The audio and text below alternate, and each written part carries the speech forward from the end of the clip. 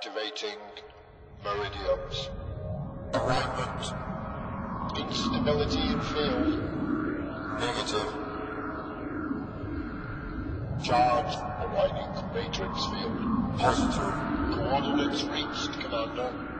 Activate the Sade field. Activations of multidimensional engines. Launch communications probe. Power levels to maximum. Activate all dimensional levels of communication. Communication established. The voice you hear is known as Bob. Ladies and gentlemen, we have reached our destination. This is the last slave planet in the galaxy. Under all agreements, under all rights, under galactic law, we now proclaim this planet free.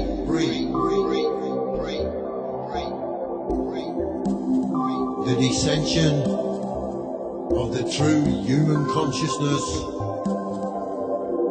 has begun. Energizing Shambhala diamonds.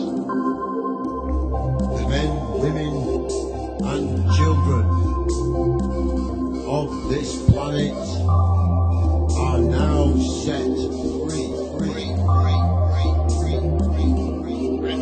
activated. You have already reached Activate Shambhala diamond. critical mass. Integration onto microcosm. Expanding linear space. Prepare for landing. Prepare for landing. Prepare for landing. Free space activation. Landing. Caution. All crew members to station. This is the Starship Bob. We are landing.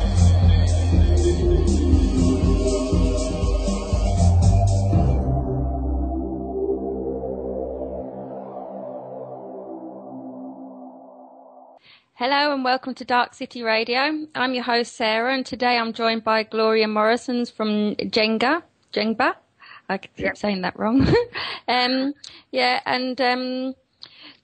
is a grassroots organisation which has been set up to deal with the law that's been around for actually about 300 years now, and was originally brought in just to put an end to duels. It's now being used in the last 10 years more and more.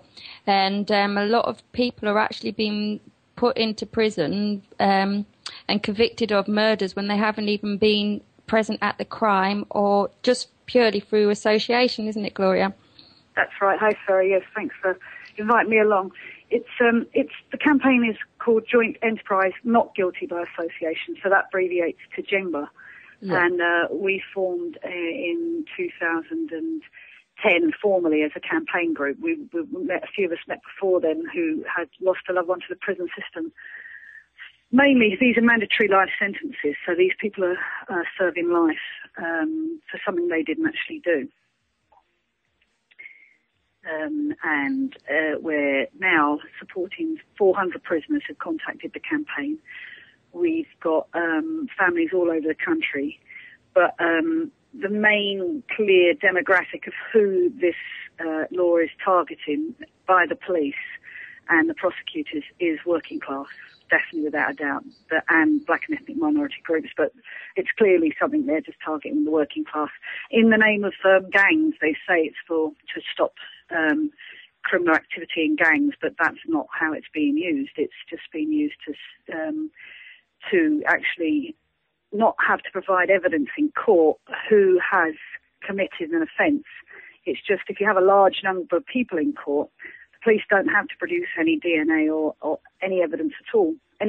Seriously, the evidential bar on joint enterprise convictions is so low, they will just say they all associated each other, they all have the same foresight. They all knew what was going to happen, and that is enough to get someone a life sentence. Yeah, that's what I've been looking into. The reason why I first actually came across this myself personally is that my friend has been committed and is serving 15 years in prison for joint enterprise for a murder he did not commit, and he wasn't even present at the time.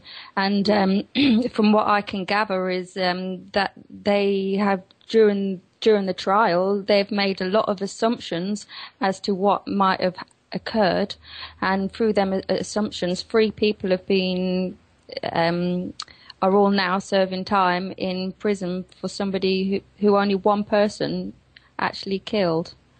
And it seems to me that it is such an unfair and unjust way, and it's not bringing any justice to the people that have been murdered. It's not bringing any justice to the families of the people who have been murdered. It's just taking away other people's lives for actually purely, like you say, knowing somebody or being in the wrong place at the wrong time.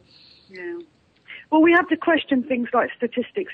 That our prison system had 45,000 people in it 15 years ago. 15 years ago, there were 45,000 people in our prison system.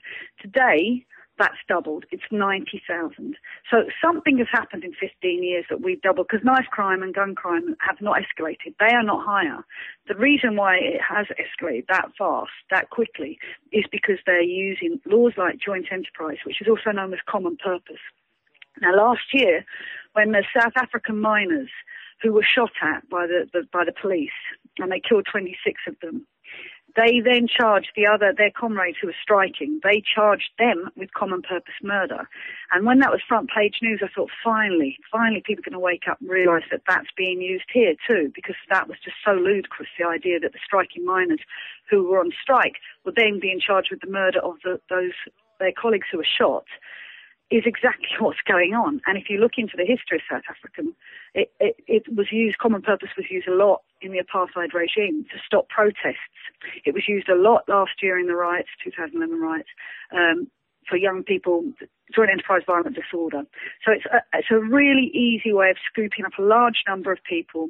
You don't have to point out what the individual actually did. You just say it's a joint enterprise. They all knew. They're all in it together. And that's enough. That's enough to convict them.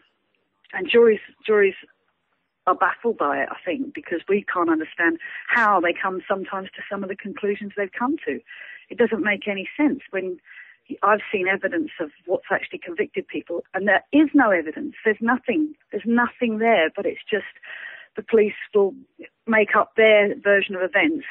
And the prosecutors are these highly educated people who the jury are going to think, well, he's not lying, but they are, because they're just following the police line of saying, well, he made a phone call to him, and that means he's part of the association. So that phone call is enough for a person to go to prison for life.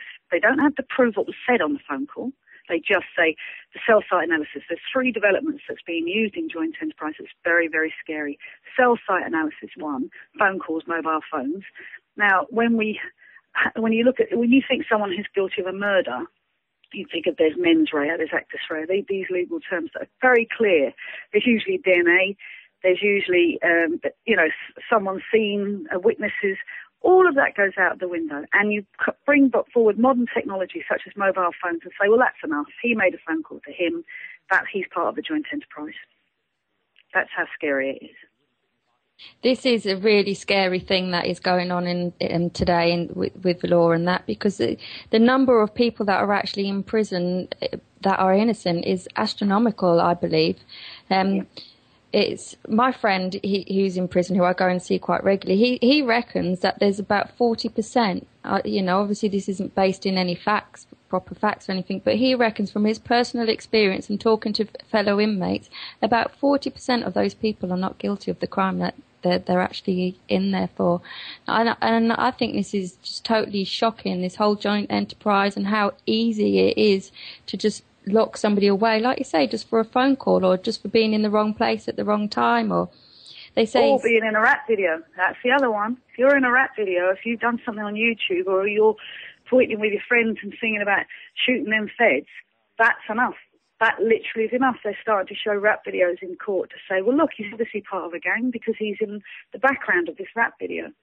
But I think I would imagine, and maybe a lot of your listeners might be, hearing this and thinking, well, 40% of people in the prison system, they would say that, wouldn't they? And I think when I first, started this campaign along with a lot of other women, mainly were women, but there are dads involved too, but, the core group of us are women.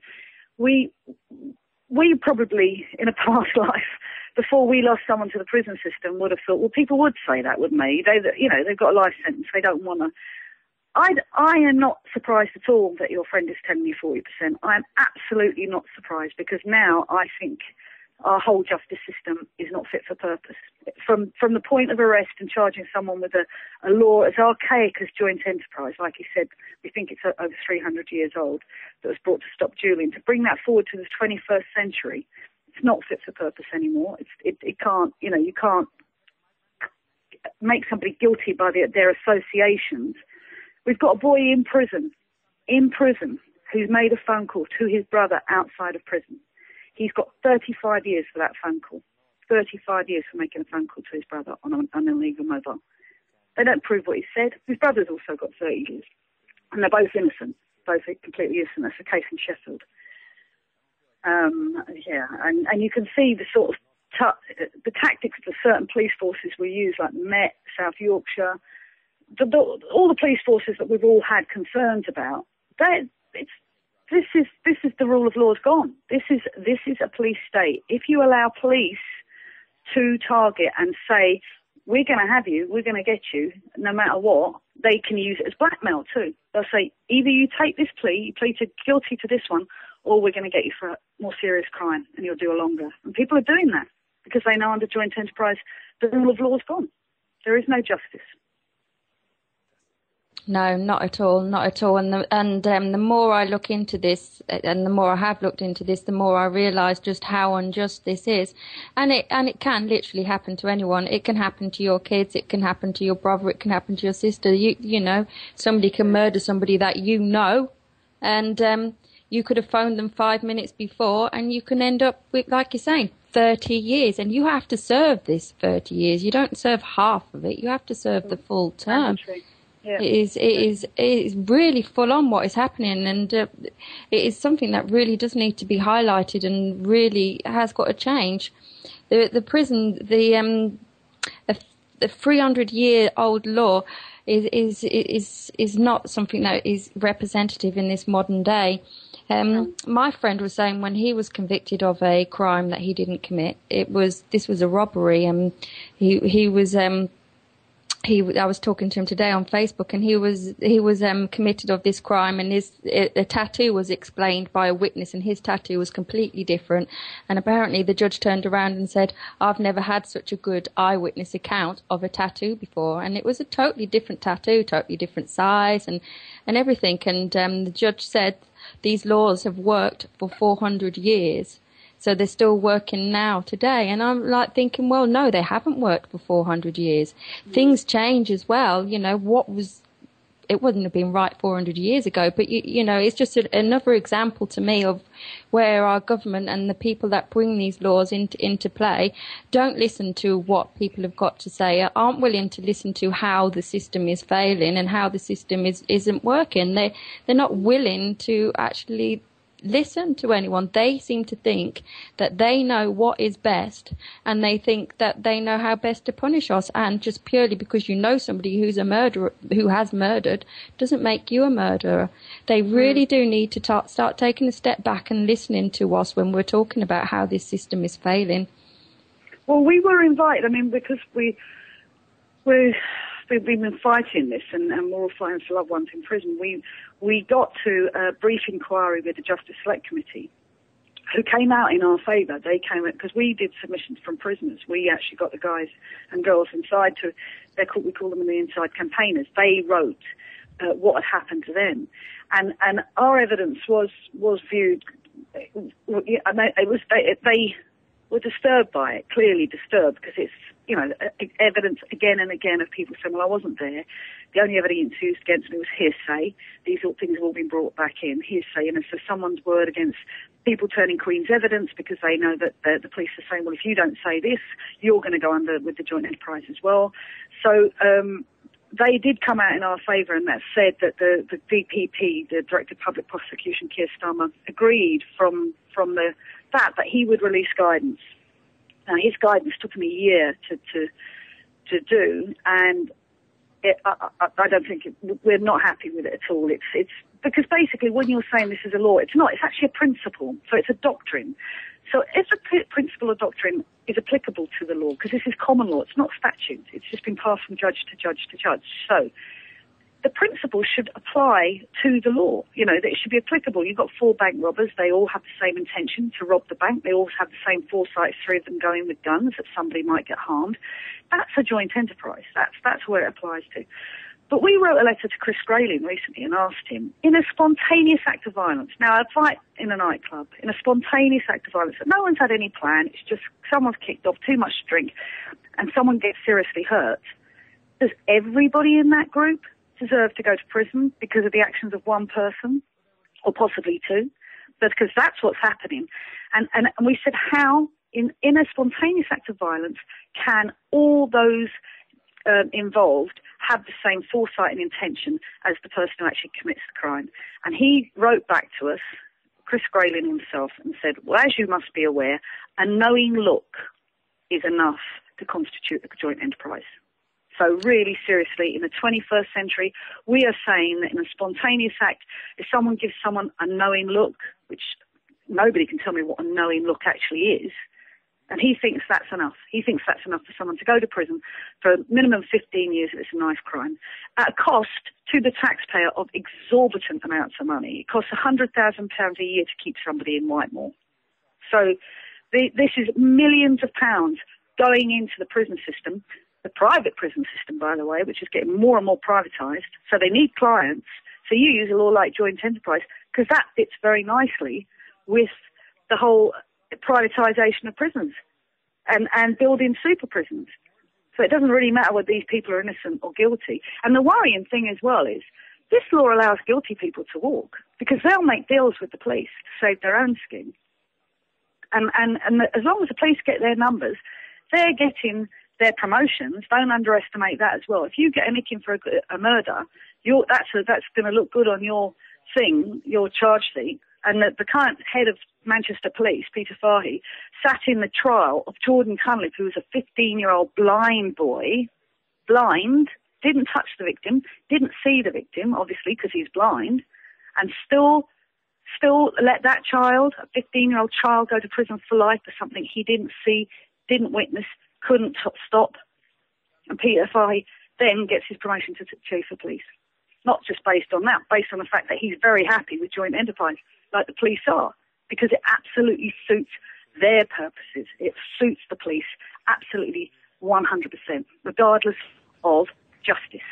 It's personal gain for them, isn't it? Yeah. Dave Matthews wanted to just say something quickly. Do you want to say something, Dave? Yeah, it was just earlier on I said like that with the prisons they make money out of sending people inside, which you just touched on and obviously covered that. But so it kind of pays. The more people they lock up, it pays. It's good business for them. Yeah. But like how loose what really concerns me is how loose can the association be? Because don't forget they're trying to push through secret courts. At this moment in time. And when that happens, secret courts, super prisons, guilty by association or I mean, where's it end? Well, Dave, I think when before, the reason I got involved with this, my son's best friend was in a fight that he didn't start. He was trying to defend himself. He got hit on the head with a belt and was unconscious on the floor, semi-conscious. So he did see then someone else run out of the house and stabbed someone. But he was unconscious on the floor, didn't have a knife, didn't want to have a fight. And that happened 7 years ago, right? That woman is totally different to the woman that's talking to you now. That when Kenny went away to prison, I was thinking, that's not right. That can't be right. How can he go? And that's when I first started learning about joint enterprise. Now, if people don't believe we're in a police state, they need to wake up. We are in a police state. We are absolutely in a police state. If the police can target individuals, and this is often the case as well. I know definitely cases in Sheffield where they didn't get the dads, they're getting the sons, and definitely this is sins of the father. Or you've got a drug dealing, a drug addict girlfriend who then her boyfriend violently kills someone in bed while she's asleep in the flat. Doesn't matter. She's a druggie. It's clean in the city. This is ethnic cleansing almost the same as that. But it's definitely the working class. So that's what I think is the difference. The rule of law's gone if you allow something like joint enterprise to exist, because any Commonwealth country as well that has a British jurisdiction will still be using this. So places like the West Indies, they'll still be getting the death penalty for this. And the last person hung in this country was Derek Bentley, and that was a joint enterprise. That was, let him have it, meaning give him the gun. Yeah. So that's if we don't stand up as the common people and say this is common law being used against common people, that makes no common sense and undermines our justice system. Fundamentally undermines our justice system. We're agreeing to it. We're agreeing to it. We're saying, and one of the biggest problems is as well. Like I think Devon and Cornwall Police are now owned. I think they've been bought out. The company Devon and Cornwall Police has been bought out, I believe, by IBM, and I think Nottingham has been bought out by G4S. So you've got it's the big corporations that are. I didn't know that. I mean, I know G4S, Serco and Capita lobby massively in America for privatisation of prisons and longer sentences. Now, this ties in slightly with what we think is going on with joint enterprise, because if they spend £1 billion a year in America lobbying for longer sentences, especially for immigrants, if they're illegal immigrants, that means in their private prisons, the workforce that's producing stuff for them makes them back billions. They're making a huge amount of money from modern-day slavery, basically. And that's exactly what's happening here, because if they're lobbying there, G4S now and these companies will be then putting pressure, and everybody wants to be, all the politicians want to be seen tough on crime. No one can be soft on murderers, but these people aren't murderers. It is scary. I don't know who. You'd have to remind me who the head of G4S is, but he is in the House of Lords, I believe, isn't he?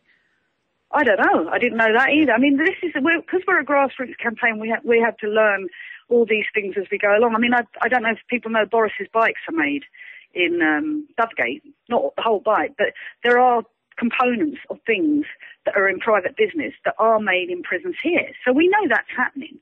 And prisoners are getting paid £4-5 a week. So the whole media thing about them all having PlayStation and Sky and it's all hogwash. It's rubbish. I was just going to add it. Nothing. It's like kind of like a modern day chain gang scenario where the companies are going to actually not only profit from the people's tax money paying for the prisoners to be in there, but they're going to be making money off the off the products that the prisoners are making also. It's very, very scary. Yeah, and a lot of taxpayers' money, a lot goes into our product. And the fact that no one's questioned that huge upsurgent figures are doubling in 15 years is so shocking that we're not actually going, what's going on there? That is just crazy, really, because the crime rate has gone down. Lee wanted to say something. Do you want to say something, Lee? I saw your one in there. Yeah, hi Gloria. Yeah, I just want to say great work that you're doing, obviously, to bring attention to this. But I came across it years ago, and it was sort of when it first came out, and it sort of it made my eyebrows raise at the time. And the way I saw it, just to explain it, just for the listeners' basis, it was cases then where they changed the law or when they started implementing it, as I remember. It was against what they classed as what was running, when gangs used to run a crowd of people, what we used to call running when we used to run as friends. You see a couple of lads to come out of a pub or whatever, and you chase after them. One of them goes down, gets a kick in and gets hurt. If you was part of that running brigade, you was guilty of doing the act. That's the way it was like explained to me. I'm not sure if I've got the same sort of thing. And it was that when it came on to that, what you're saying about the look, you know, it's just a look is enough, and it baffled me at the time, you know, and it's just amazing that this is still, well, obviously there's people fighting this battle, and I just want to commend you for that, mate. Excellent stuff. It's an amazing work that the JENGbA people do. They've got a big long list, about 400 odd people, like she was saying, on the list. And since I've actually personally got involved in this, my friend in prison is actually sending me a list of all the people that he knows that are in there on joint enterprise. And I was hopefully going to get the letter today so I could just read it out and give people an example of the amount of people that have been charged and convicted under this. But it's unbelievable, really, and it's something that really does need to be highlighted. It's something that we really do need to look at, and this can actually happen to anyone. It mainly does happen to younger people, but my friend was 49, and he's a traveller, and he was in Winchester at the time, that's where near Winchester, and he was in Winchester court. His case was seen there, and apparently it's a really bad court to actually come under, because it's quite a middle class area with a lot of wealth there, and the people that run the courts and that are in that particular court are very snobby, to put it in a better way, but they look down their noses at people who are travellers. You know, I was reading the press reports on the case, and my friend is one of the nicest people I know. He's a really generous guy.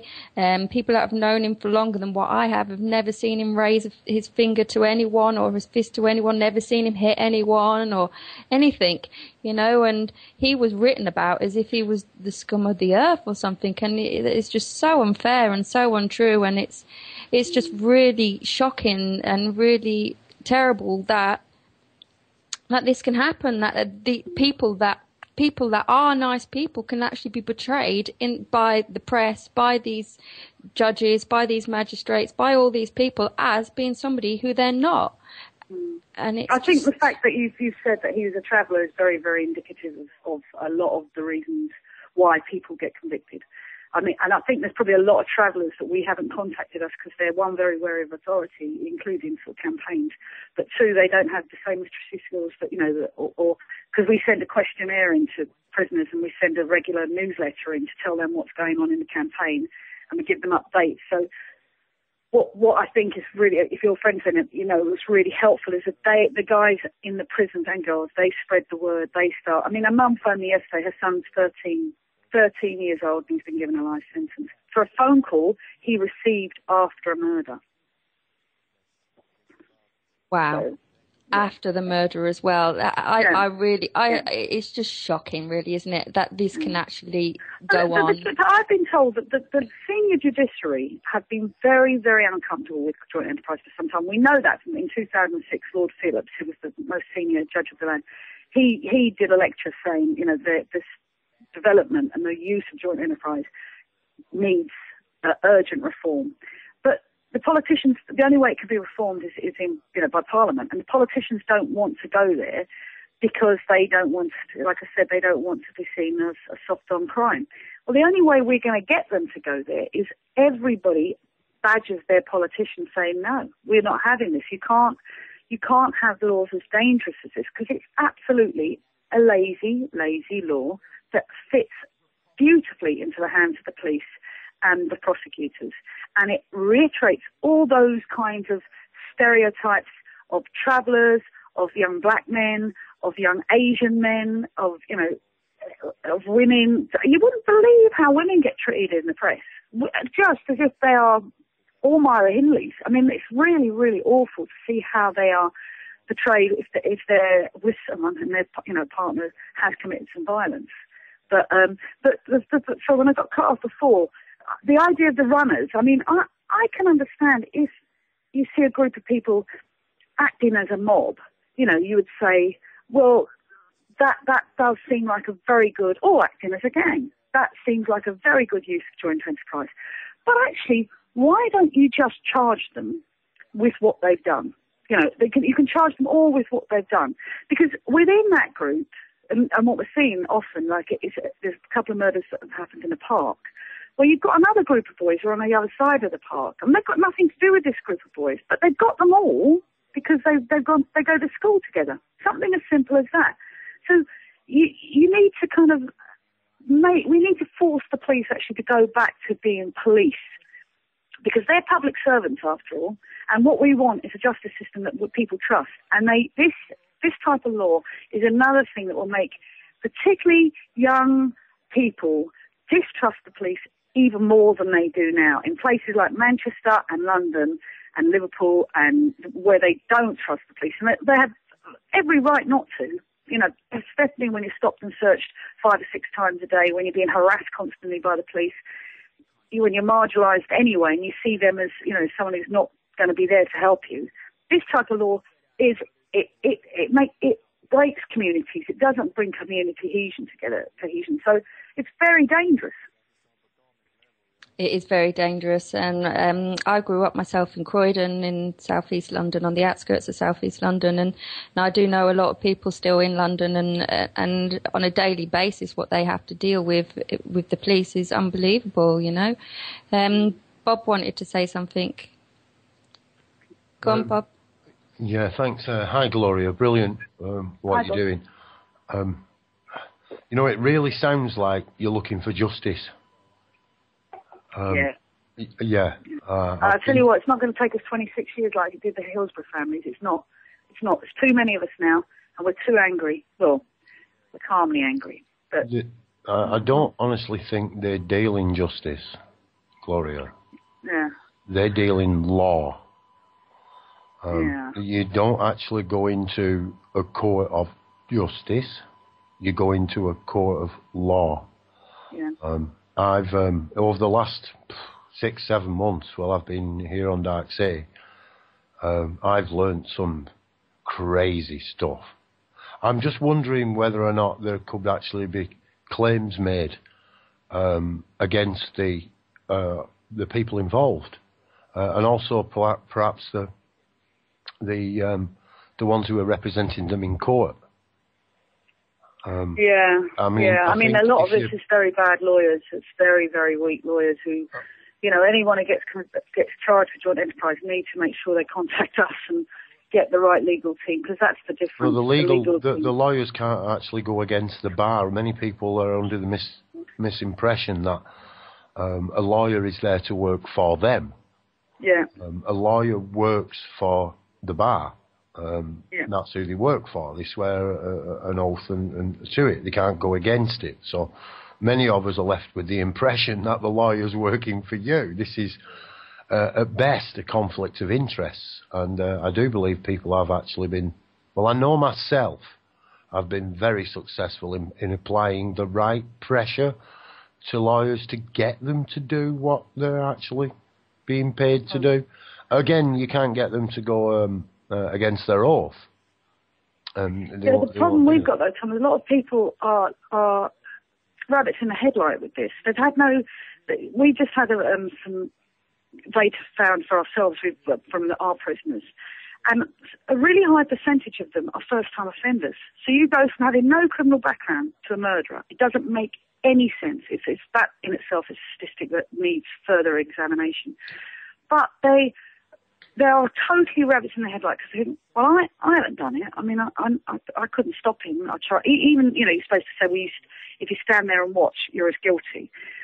I haven't done it. Especially if you're quite young. But it's not just the young. We think, and the law will stop, anything happening to me, because.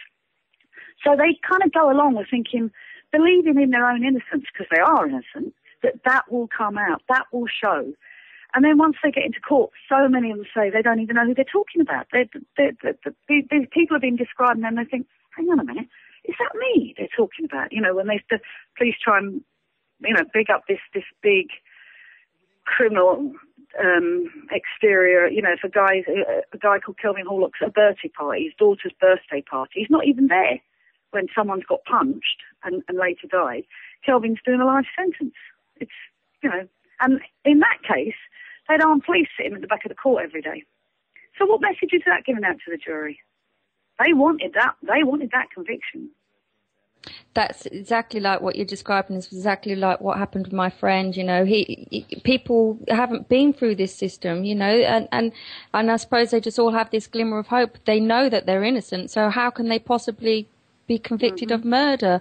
And they don't know their rights. Their lawyers are just interested in being paid the money that they're going to get for doing the case. They're not actually really that interested. Some of them, it doesn't sound like my friends was anyway, interested in whether they're innocent or guilty. They don't make much of an effort to actually get them out, you know. And I'm personally trying my best to help my friend, and I'm looking at all these law papers, and it's like a foreign language to me.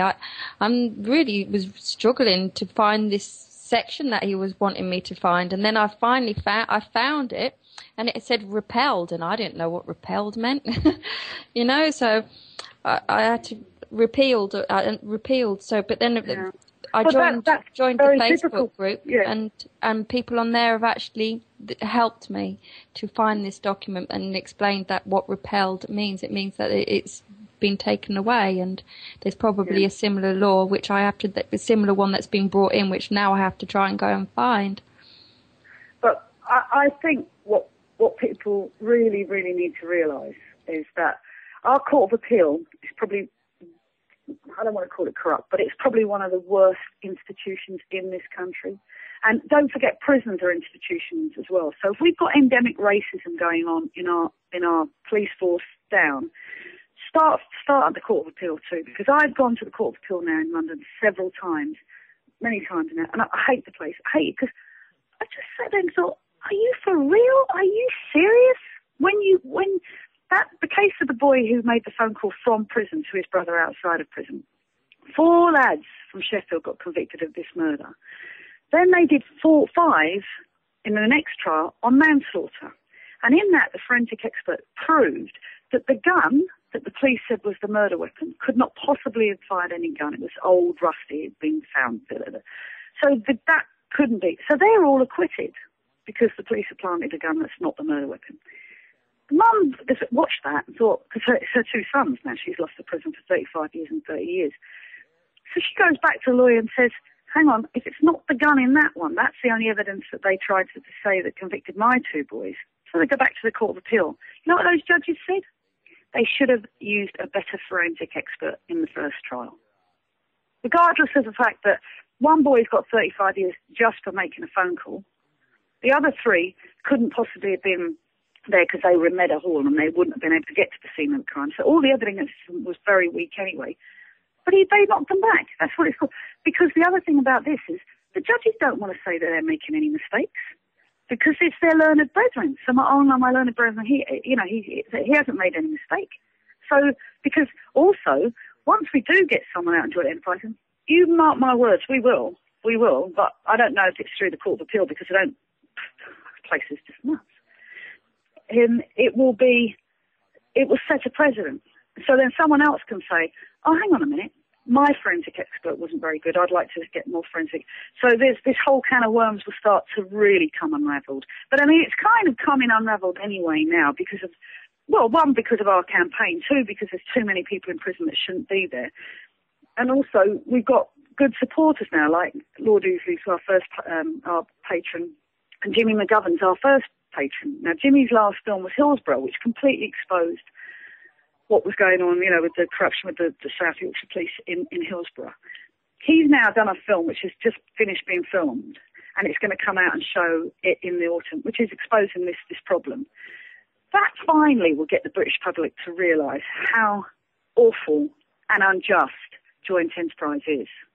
And hopefully it will really start making a mark on, and we're hoping for a lot of press around that we don't have a date for when it's going to come out in the autumn, but you know, this is Jimmy McGovern, it's a film, it's a Sunday night, BBC One, it will be, and Jimmy wouldn't have done that if he was in any doubt. He's gone around and met a lot of families, he's done his research, he knows how wrong this is, he knows, and he's a fantastic man, really, really brilliant writer, and, you know, and that's the way we're going. We're coming in it sideways. There's no point in trying to go to the Court of Appeal.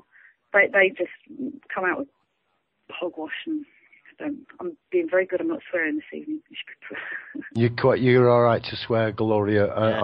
Dave, well, I've got actually, Tourette's since I started this, and my language has gone very, very colourful. But because I get so frustrated with it, I can't believe I didn't stand up in one case of it in the Court of Appeal where this judge, the boy got 26 years for hearsay alone, hearsay, nothing else. He didn't touch the victim. He tried to stop this really violent bloke. And he explained the murder very, very clearly, how this girl was murdered. She was hit over the head with a branch, and then face was bashed in, and it was horrific. And this judge took a lot of time detailing how this murder happened. This lad hadn't done that. It was another boy he was with who's doing that, and him and another boy tried to pull him off, but they couldn't. She actually dies on her own blood. She chokes on her own blood. Then they knock him back. They say, no, hearsay's enough. He can do 26 years. Then they bring in the boy that's just done that murder, who pleaded guilty. So he gets 18 years anyway because he's pleaded guilty. So he gets less than Anthony because Anthony's pleaded not guilty because he hasn't actually done it. Then the judge says, the barrister stand up and say, 26 years starting point seems rather harsh. He says, no, stay. Then this one says, well, as you can see, my client has come from a very difficult background. They knocked 4 years off his sentence. They knocked 4 years off the boy who murdered that girl's sentence because he's got a bit of a face thing going on. He's not the Elephant Man. He's got something going on. And to this day, to my dying day, the fact I didn't stand up in court and shout at that judge and say, you did what? You did what? When he hasn't done anything, you're letting him do 26 years, and you just knocked 4 off that psychopath. Just that place. Just awful. People need to go to court more often. You've got a day off. Get yourself down to court and watch what's going on. Because this can, as Sarah keeps saying, happen to anybody. I was in the Old Bailey last week, and 18 courts sit at the Old Bailey. 16 of them were joint enterprise. 16. And these are cases where you've got 9 in the dock, 8 in the dock. And it's very easy to look outside of somewhere like the Old Bailey, and you'll see all the names, and you'll know exactly who they're targeting. Exactly, just from their names. Okay, Dave wanted to quickly say something, didn't you, Dave? Sorry. That's okay, no worries. Yeah, just before I do as well, Lee was asking what is the name of the law and what gives them a power to use it. Is it PACE? But if we can answer that in a second, because I'll lose my train of thought as well. Well, it is just joint enterprise. It's what? Sorry, go on, Lee. That is the name of it, just joint, because Lee can't find anything online. Just so you know. If you've got a group of defendants in the dock, you more or less, what they used to use was conspiracy. But conspiracy, you actually have to prove what the plan was. You have to have a little bit more evidence to say how they actually conspired to do whatever crime they did. With joint enterprise, you don't. You just, if a knowing look is enough.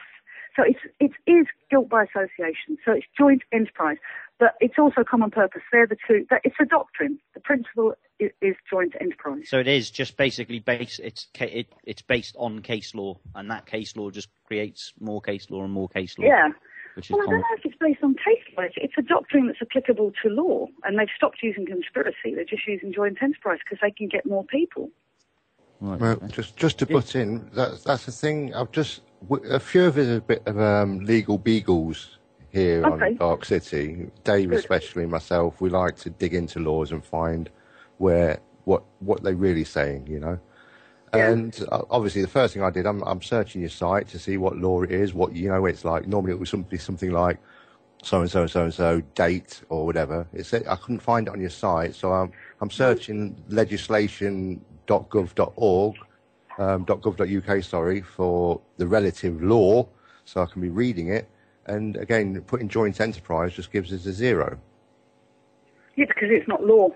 That's probably why. If it's doctrines, it won't be there. It's not actually law. It's a principle or a doctrine. That's probably why. But I'm not 100% sure we're right about the dueling. We tracked it back to dueling.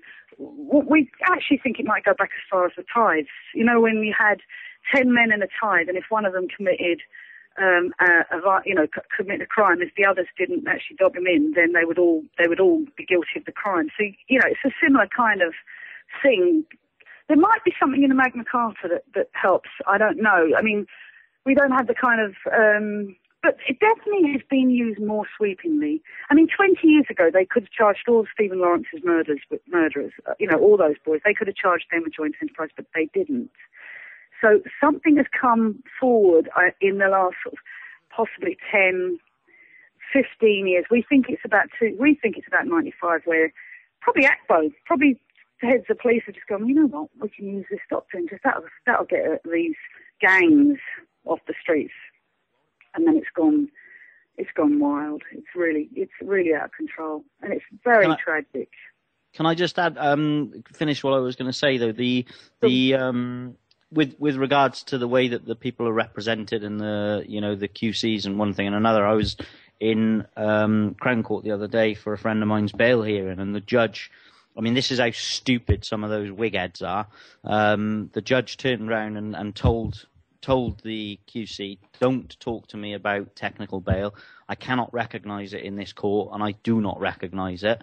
And a minute and a half later, the QC representing Matthew started talking about technical bail, and the decision on whether he was bailed or not was purely down to what mood that judge was in. So you could say that the idiot in the sheep's wig was responsible totally for getting him remanded in custody, and it just goes to show, like, these people, I am not whether the sort of level of the way that they're trained, whether the level has dropped in what they have to achieve to be able to be, a QC now.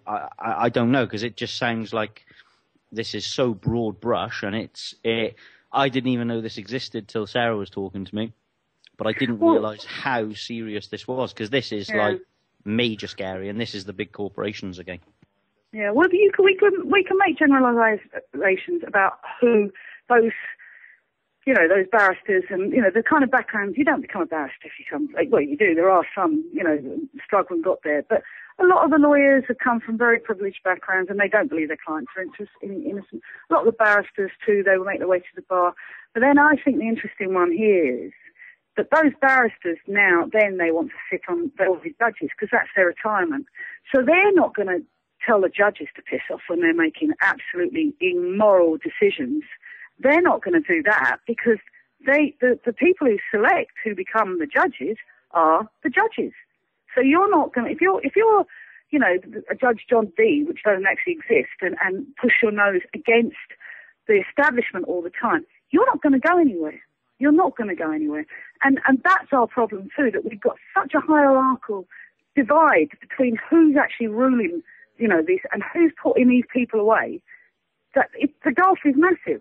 But the thing is, what we say is they picked on the wrong women. They've picked on the wrong women when it's come to this, because you can't, if I thought Ken was a naughty boy and he deserved to go away for 15 years or, minimum life, but he's not. He's a really decent, lovely human being, and they don't know what to do with him in the prison system. Right now, they're trying to make him do courses because he's got no offending behaviour. They don't know what to do with him, and he's got so much more left to serve. They think he's got to do something. They don't know what to do with them because they're not criminals. So we've got hundreds, if not thousands, of people in our criminal justice system who should not be there.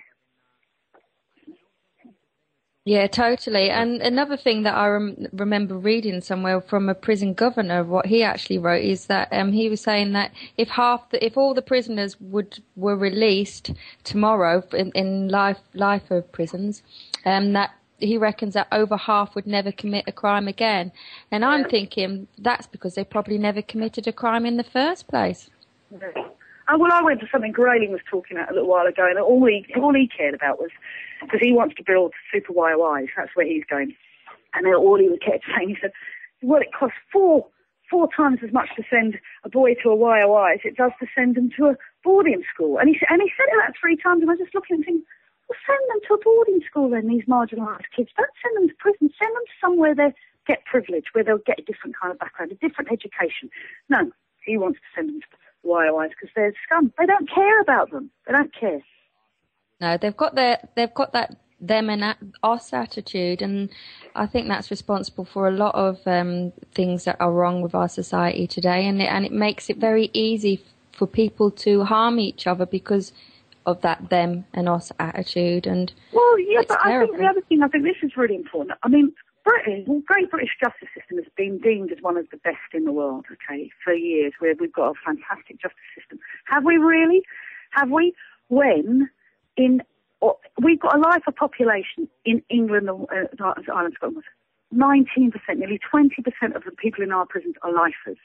In the entire rest of Europe, it's 3%. 3%. We've probably got more lifers here than they've got in Russia. It's absolutely appalling because stats like that. And nowhere else in Europe do they lock up children as young as 13, 14 for crimes they haven't done. Well, they don't actually even lock them up. They take that very, very seriously, looking up under 18s. Whereas we've got a growing YOI. And they're trying to play with the figures there and say that they're dropping. They're not. He's going for super YOIs. That's exactly what he's doing. And then when you're in the YOIs, those young kids are completely feral. They've gone. They just trying to kick because they're locked up for 23 hours a day. So if you treat children like dogs, they will behave like dogs. So the whole prison system itself is. I've heard that they're pretty full on young offenders. I know people who were a bit older have been to them, like ball store and things like that. And I know people. I've been told as soon as you put your bag down in a young offenders institute, you're fighting from that moment on. And the bullying that goes on, it is just horrific that young kids as young as 13, like you're saying, are exposed to this just because they've had a phone call. And tried in an adult court as well. I mean, that lad, the 13-year-old, was tried in the Old Bailey. You know, that's when we went to the DPP, we said, you have to make the test for younger people much, much higher. With joint enterprise. What we meant was the evidential bar had to be higher than just a phone call, than just a rap video. Obviously, this boy's just been convicted. Yeah, it's not working. Because the courts, the prosecutors don't get another job. The police, they'll keep getting more cases to prosecute if they're successful. So they just reiterate the same argument all the time about phone cell analysis and guilt association, and it's all just rubbish. Anyway. Yeah, but we've got a website. We really hope your listeners will go on the website and have a look at what, we've got pictures on there of cases. We've got to update it because we're up to 400, but you'd be very surprised when you see these people that are in prison. It's not what people imagine. It's really not what people imagine. And we've got a petition on our website too. I really hope people will go on and sign because we need to get as many people to stand with us and say no as possible. Yeah, well, I'll put copies of the website onto the Dark City group page, and I'll keep posting it and I'll keep spreading it because this is something, like I said, that's really close to my own heart because of my friend. And the more I hear about it, the more determined it makes me to feel to actually help and do something about it because it can't go on. It's just totally outrageous. And people need to wake up and have a look and see what is happening and say, no, we're not having this anymore. Because it's just wrong. Well, I think, when what I believe was the rule of law and countries that, we need to, joint enterprise means you're guilty until proven innocent. And it switches everything. There's a Blackstone's ratio as well, which is better that 10 guilty men walk free than have one innocent man in prison. Joint enterprise has switched that on its head as well. There's just so many innocent people in prison that, I don't actually really. The cost isn't something that's important to me. The cost of their human lives, and these are often people with children, the knock-on cost of all of that. But actually, in times where we can't afford, schools and hospital beds and stuff, really, let's look at the cost of this. I mean, we would save millions if we actually took one more look. That's what we're going for. That's what we're going to do. The Justice Select Committee said they will revisit the issue in a year's time after the DPP guidelines. They're going to do it probably January 2014 and see what the guidance has done. It's done nothing. Because he'll have to have done statistics then to see how many people have been locked up in 1 year under joint enterprise. That's the unravelling of the can of worms. Because once we start finding out exactly how many people, because they won't give us that data, we've provided it. And the MOJ said they'd produce it, and they said it's too expensive because they don't want to. Well, actually, in the last 15 years, we'd say probably 80% might be joint enterprise. I don't know if it's that high, but I know it's going to be shocking. Yeah, I wouldn't be surprised if it is, especially if they're putting like 8 or 9 people on trial at the same time for one murder. It's absolutely shocking. Lee wanted to ask you something quickly. Is that okay? That's fine. Go on, Lee. Yeah, just to add I've been beavering away in the background again, looking at law dictionaries and definitions of things.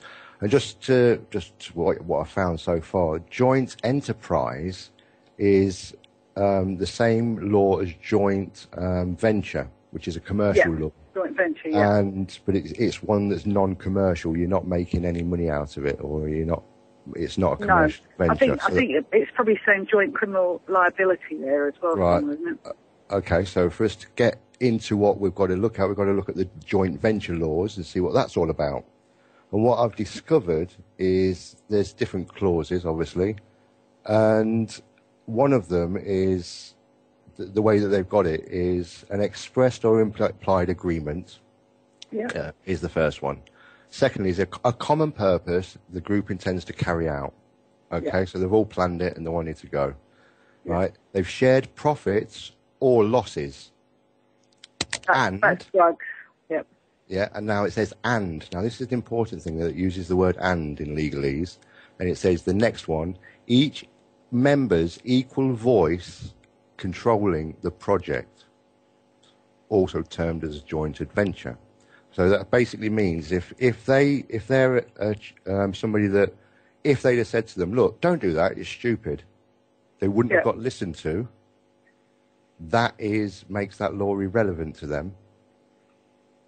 Well, not really. I mean, that might be technically what the law is. That's how I'm reading it, and what it all boils down to, continuing on, is that it goes on to then the law of corporations. And you have to start looking at the law of corporations for the remedies, because every law has a remedy. I don't know if you was aware of that.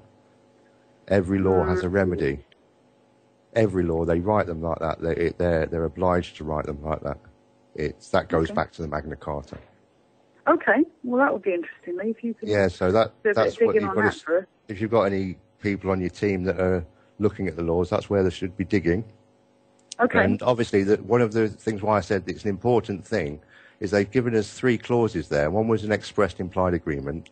The second one is a common purpose. That's a choice of A, number 1, choice of number 2, choice of number 3, and 4. So they've got to. It means they've got to have those things because they've included it. Right. So everybody's got to have an equal voice. If they haven't got an equal voice, none of those above clauses apply to them. Yeah, but that's what I'm trying. It's being abused. It's absolutely. Yeah, of course it's being abused because the your lawyers aren't picking up on this and just using that argument. Now, guaranteed. Don't get me wrong, Gloria. Guaranteed. If you just jump on this and start getting a couple of lads off, 5 or 6 cases down the road, they'll change the law. Right. They've done it to us before. Well, there was a case in Nottingham, I'll do this quickly because we're short of time, but there was a case in Nottingham recently where maybe, like you said, we had a decent judge on that day, and he said to the prosecutor, you have to, because this was again a phone call after a murder, and it was 2 lads, there were 3, but there were 2 lads, so that you had to show me what they actually did. That prosecutor said, not in joint enterprise, I don't. So that's the level of abuse. They don't think. And the judge said, no, you have to show me what their actual participation, which is what you're saying, to say he's reading the right rule books. The prosecutors aren't, and a lot of the judges aren't either. A lot of the judges don't, they don't care. They're just looking at a group of kids in the dock and just think, oh, well, they must have done something. And the kids haven't got a clue because they don't know anything about law, and it's just horrible. Gloria, before you go, have you got an email contact details? You'll need to get your info out and everything. Yeah, it's all on the website. It's jointenterpriseinfo@gmail.com. Gmail.com. Sorry, yeah. It's all there. We can run on for a bit longer if you want to, Gloria. Yeah, there is a favour I'd really like your listeners, because I know you're based up in Manchester. There's a guy we're supporting I know you're all over the place, but there's a guy we're supporting whose name is Kevin Thacker. That's spelled Thakarrar, Kev Thacker. Now he's been in close supervision, which means solitary confinement in Wood Hill for nearly 3 years because he took a case out again. He was assaulted by police officers, and he took a case out, prison officers. He took a case out against them because they tried to say he was attacking them. Kev won, and they've put him in close supervision ever since because they're saying for that after thingy stress disorder. It's all rubbish. I mean, he's really, really vulnerable, Kev, but we're really behind him. Joint Enterprise has got 35 years just for hearsay. They've got no evidence against him. He's a really nice guy. He's now in HMP Manchester, which you'll know used to be Strangeways, I'm pretty sure. It's now HMP, but he's in a close supervision order there, and he says it's worse. It's worse. He's an Asian guy, mixed, half Asian, half Scottish. Really bad racism, really bad treatment going on there. So I'd really like any listeners who care about prisoners or want to get care out of prisons, please write to Kev Sacker at HMP. He's got a website as well, which is justiceforkevin.com.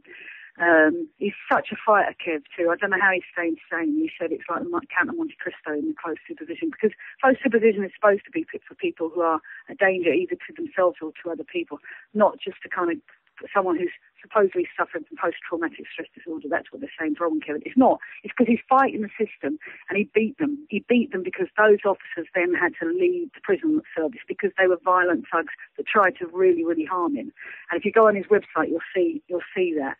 But I just thought I'd really like to flag up anyone, because I spoke to him today, phoned me today, and he just said it's really awful. That he's JR in some of the things that are happening to him in HMP Manchester. But what we do is when we've got vulnerable prisons like that, is we make sure they get a lot of posts, so they know we're watching. In Wood Hill, they threw a tie into Kevin, so go and finish yourself off. So they know we're watching. If anything happens to him, there's a lot of people keeping an eye on that one because, it's him and his brother actually are both serving a long time as well. But from evidence of some guys in Cyprus, have a read of his case. It's shocking how Kevin's serving 35 years. It's shocking. But he's fighting it. But I really wanted, anyone who feels just like pop him in the line, say, right, we're supporting you and we're supporting JENGbA in their campaign, and that would be great. Okay, well, I'll post that up onto the Dark City group as well. But Bob just wants to quickly ask you something, if that's all right. Yeah, well, you know me, I've kind of got a bit of my head's wired up a bit weird. You said he's in Strangeways. I'm not too far away from Strangeways prison. Well, is it still Strangeways? Sorry, Bob. Well, we still call it Strangeways. It is what it is, Yes. That's what someone told me today. Don't say HMP Manchester because no one in Manchester knows anything about it. They all know it as Strangeways. Okay, good. Yeah. It's the area. You can't miss the thing. Many, many years ago, I was remanded overnight in Strangeways, and I've got to. When they shut down Manchester Zoo, that's where they got the warders from. It is horrible. I mean, it's a long time ago, but it's a horrible place. And immediately when you said about this, I thought, hang on a minute. Whereabouts is he? Which part of the prison is he actually held in? If we can find out, I'm sure we could do a drive-by with the megaphone out of the window of the car.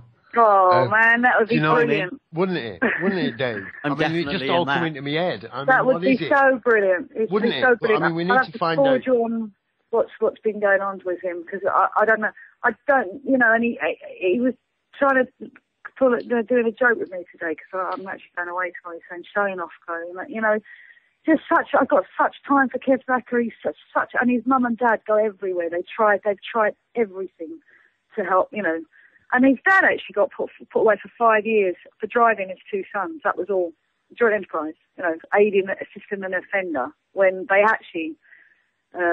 It's a really interesting case, but that would be amazing, Bob, if you would do that. I mean, even if he didn't hear it, because I can get word to him via his mum and dad that was maybe going to happen, so he could just maybe listen out for it. But I don't know where the close supervision in Strangeways is. I mean, I know it's lock up. It's lock up a lot. It's lock up something like 23, I think. I think most of it is. Most of it is, yeah. He doesn't even tell me. But because I don't think they don't want you to know. But I mean, I've been told by the prisoners who are released now that he's probably sleeping on a concrete bed. He hasn't even got proper bedding. And he's only a young guy. He's not even in his 26 or something, kid. Anyway, yeah. It's terrible, isn't it? But this support for these prisoners is so vitally important. I actually set up a Facebook group for my friend because he was feeling very lonely and very forgotten about. And, you know, as much as people do have good intentions, a lot of the time people don't get it together to write them a letter or don't get it together to visit them. But these prisons, I mean, I go on a lot of prison visits. They're in the middle of nowhere. I don't drive. You have to rely on, a lot of them not public transport. You have to get taxis. So the cost of getting to a prison is really, really difficult. And then, you know, then the system is set up to break down families. It's not set up to make families cohesive. It's not. I've been to prisons where you divide can see... and conquer. Sorry? Divide and conquer. Yeah. But I mean, it's just the thing is that you know, and I'm not. People think I'm going to be, you know, a lefty liberal. I'm actually not. If people have done something wrong, send them to prison. You know, but the majority of people are, and I've been to quite a number of prisons now, are just such decent people, just absolutely decent people at wrong place, wrong time, and are so grateful that actually someone is standing up and you know, one of the other things I think is interesting is when the Birmingham 6 were released 20 years ago, it's 21 now, but that Lord Denning at the time, he said that it would have been better we had the death penalty than expose this appalling vista. And the appalling vista Denning was talking about wasn't the fact that they'd locked the Birmingham 6 up for 17 years, innocent people for 17 years. What he was talking about was police corruption. That was his appalling vista. So he was actually saying it would be better we had the death penalty than we killed them off 17 years ago, that no one would have fought it and exposed the police corruption that there is now.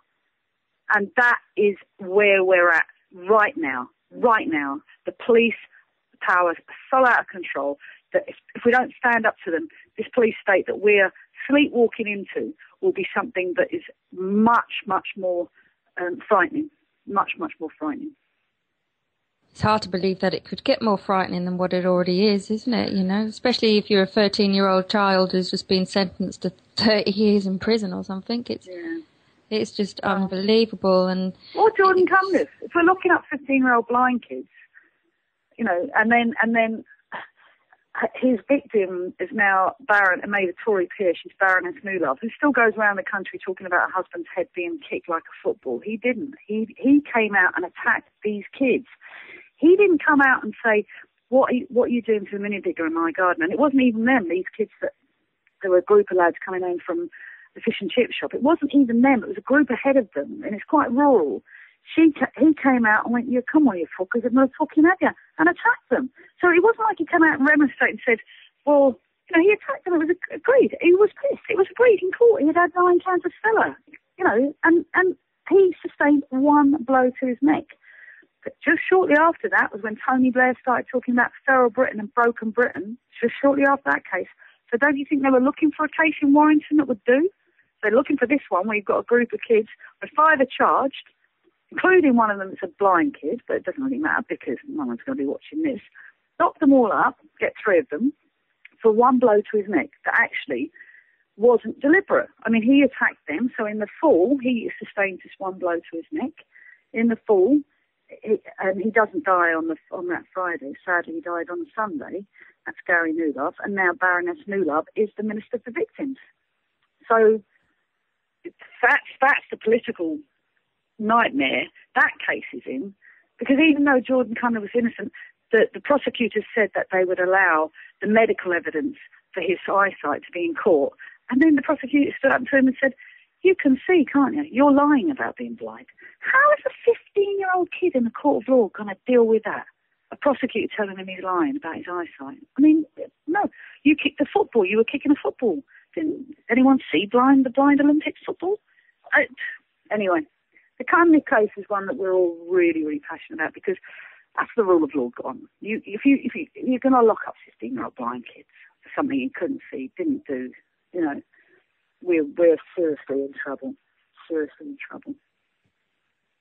Totally, I couldn't agree with you any more. It's just more, like I keep saying, the more I learn about this, the more full on I realise and horrendous it actually is, and it needs to be stopped and changed. These innocent people need to be released out of prison. You can't be locking people up for profit, which seems to be at the bottom of this, really, doesn't it? Well, profit is one element. I think the other element is tough on crime. The politicians are all behind it. I was really, really disappointed in some of the Labour Party. I mean, it was always, they brought in more criminal acts in the last Labour Party government than anyone else. I mean, they brought back hearsay and bad character is enough. And hearsay is a very, very scary one because then you can do deals. You can say, like, you say this. And well, so hearsay. I heard him say it. I heard him say, I'm going to kill Laura. Well, that doesn't mean he actually did kill her, just because, I'm going to kill my husband. That doesn't mean I'm going to kill him. So, the development, and also, I think, when they started talking about feral youth and broken Britain, that kind of was another thing that sold newspapers. The Sun was, made Gary Newlove's widow the people's champion. There are other cases I could cite where the Murdoch and the press and all that, what they did to these people before they actually got into a court of law. There was no way they had a fair trial. No way they would have a right to a fair trial.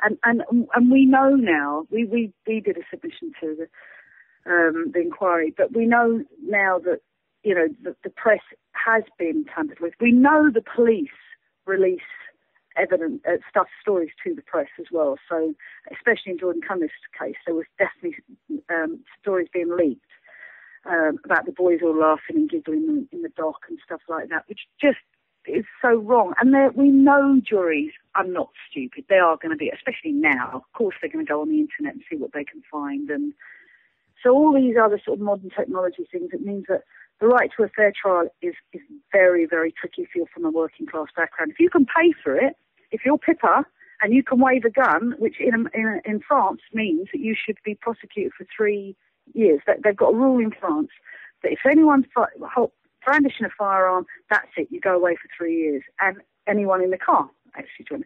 But if you're from the ruling classes, no, we'll make an exception here.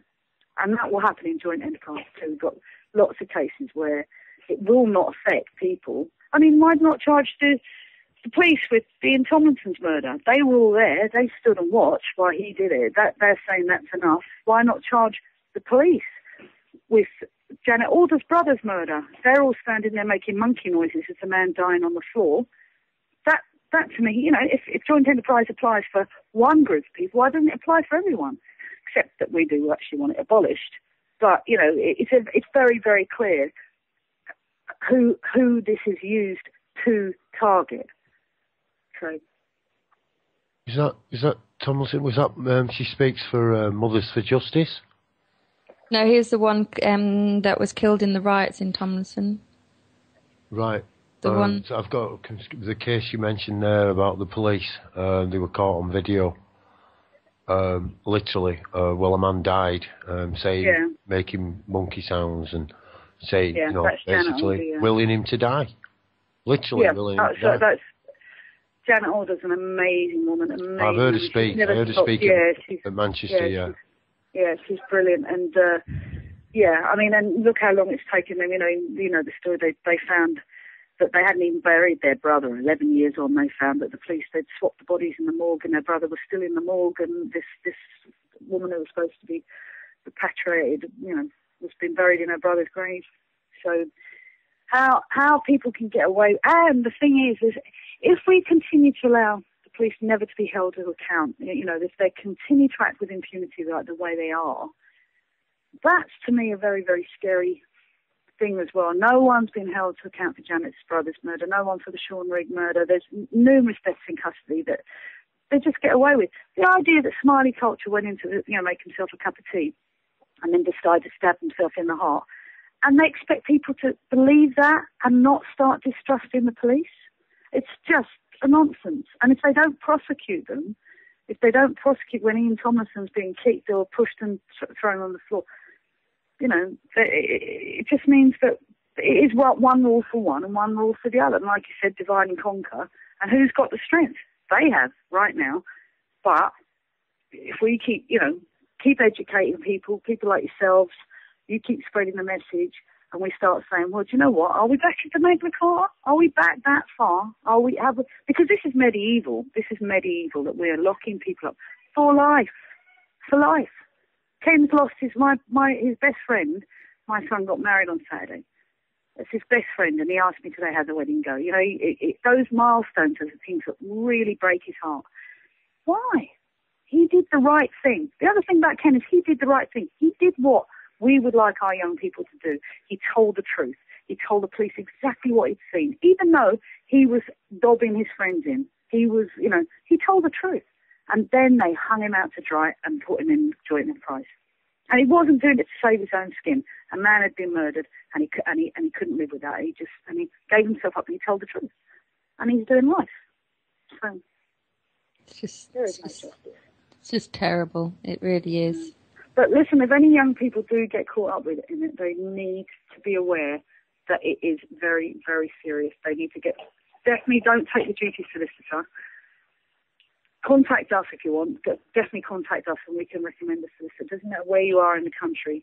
We won't actually. I don't know why I'm saying it, because I don't like recommending solicitors, because we're only in that stage now where we're finding the good ones. But we could tell you who to steer clear of. Definitely, there's some of these firms. Oh my God! But they need to take it very seriously. And even with the solicitor they use, they must get their credentials that they have done something about joint enterprise before, because I think it was Lee that was saying, look, if it's taking you that law book, these lawyers aren't trying to do anything like that. They're not trying to challenge decisions. The 13-year-old boy mum said that the foreman was asleep for quite a long period in the court, and we hear stories about juries like this all the time. But why isn't there QC saying to the judge, Your Honour, do you think we need to take a break because the foreman's asleep? Do you know, why aren't they doing that? It's a nonsense. It's a nonsense, the courts. It's just a show, really, isn't it? By the sounds of it, that's all it is. It's a show. And will you tell your friend Sarah too, as well? There will be a lot of travellers in the system that don't know about us, that have been convicted under joint enterprise. And there's a really good organisation, the Irish Travellers Prison. I'll get it to you. It's Irish Travellers. They deal with all the Irish prisoners. I don't know if he's actually Irish, but they deal with travellers and stuff, and it's a support group. They send them in a newsletter, and I really like them a lot. They're great. So, he's what's termed as a New Age traveller. Oh, interesting. He's not a real. He's not what you call a real traveller, as you're understanding. Well, no, I knew Paul. I've known Paul for years, probably as long as Sarah has. Years. You've known him longer. Yeah. Well, I didn't know. And he's a bit of a tinker, you know. Right. But And he wouldn't hurt anybody. He's a loving, caring bloke, you know. He really is. I've got a photograph here somewhere of us all camping, and there's only me and him alive. All the rest of the lads who were with us on that camp are now dead. So you know, it's tragic. It really is tragic. I'm getting a text saying, tell them don't say anything if you do get involved. Don't say anything. Everything that you say will be taken down and used against you. Well, there's two bits of advice on that, I think, for me. If you do a no comment, if you are going to do a no comment, you need to do it like this. You need to say initially to the police, when they try and give you this duty solicitor. Not all duty solicitors are bad, by the way, but I want to give a no-comment interview at this point. I'm not trying to be difficult. I want to give a no-comment until I get the right legal instruction. So you're actually pointing out that you're not actually doing, and then wait till the lawyer tells you about the no-comment, because we have got people who have gone no-comment who've walked. So whoever's texting that's right. They have walked because they have got no evidence against them, because I've done it.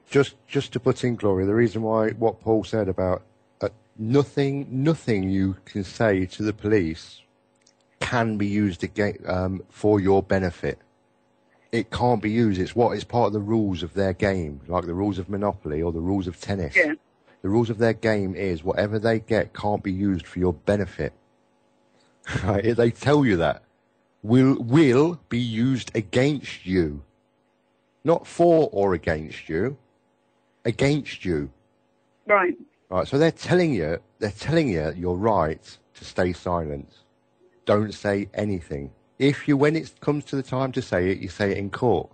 But you don't say anything to the police. And another thing that's really important as well, something we've just learned about recently, is, what was it, Dave, the disclosure orders? Oh yeah, disclosure order, yeah. And what that is you've got the right, before you get a solicitor, you've got a right to you ask the judge to order the prosecution to hand over every piece of evidence that they have against your client, or against the person, or against you, or against yourself, really, because you do it yourself. And what you say to them, you say to the judge when you write the letter to ask that request for him to make that order, is you need to know what evidence the opposition has, the Crown has, so you can request legal advice. So to see if you need to take legal advice. Exactly the same trick what you were saying there on your thing, Gloria. And what that is nobody in the legal system can deny any kind of legal advice or the path to legal advice. Mm-hmm. They can't hinder it. It's part of the rule book. Right. You know, you see where they went parallel, what you were saying and what they were saying. Yeah. And that's where the rule is, you see. So. Have you ever heard of something called a route to verdict? A what, sorry? A route to verdict. Have you ever heard of that before? Nope. Because in lots of joint enterprises, there's one on our website. Her name is Laura Mitchell, and her route to verdict. Now, this is something that's handed to the jury just before they retire, and it's called a route to verdict, and it means that they go, if you think that this person did this, go to A, right, and if you don't, go to B, kind of. Well, Laura Mitchell's route to verdict, she tells me, because I visited her, 42 pages long. So we need to know more about this stuff too. We need to know more about what these route to verdicts are. I've asked her to get a copy of it, but she hasn't managed to do it yet. But they do exist. I mean, lawyers tell me, yes, there is such a thing as route to verdict. The judge will give juries, so, well, if you think this, go there. If you think this, go there. To me, that sounds like it's nuts. But if you haven't heard of it, I mean, that's interesting in itself, because not all trials are using route to verdict, but they do exist, and we need to find out more about what's in them. Trust me on this, Gloria. Trust me on this. They're already digging as you're speaking. Okay. That sounds like influencing the jury to me. Well, the other thing is we know judges aren't. Well, they're supposed to be impartial, but they're not. I mean, I can cite another case which is one that's very close to us, is Jade Braithwaite. He was convicted of the murder of Ben Kinsella, which is a very, very high-profile London case, because Ben Kinsella's sister was Brooke Kinsella, the actress on EastEnders.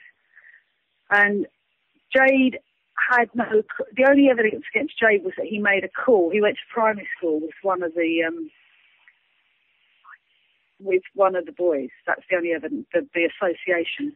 But then they said that he made a phone call, but it was proved in court that Jade didn't make a phone call because he had no credit on his phone on that night. So it was proved by their own prosecution he could have made the phone call. But the judge then said in the sum up, forget about the phone call. It's as easy as a nod and a wink.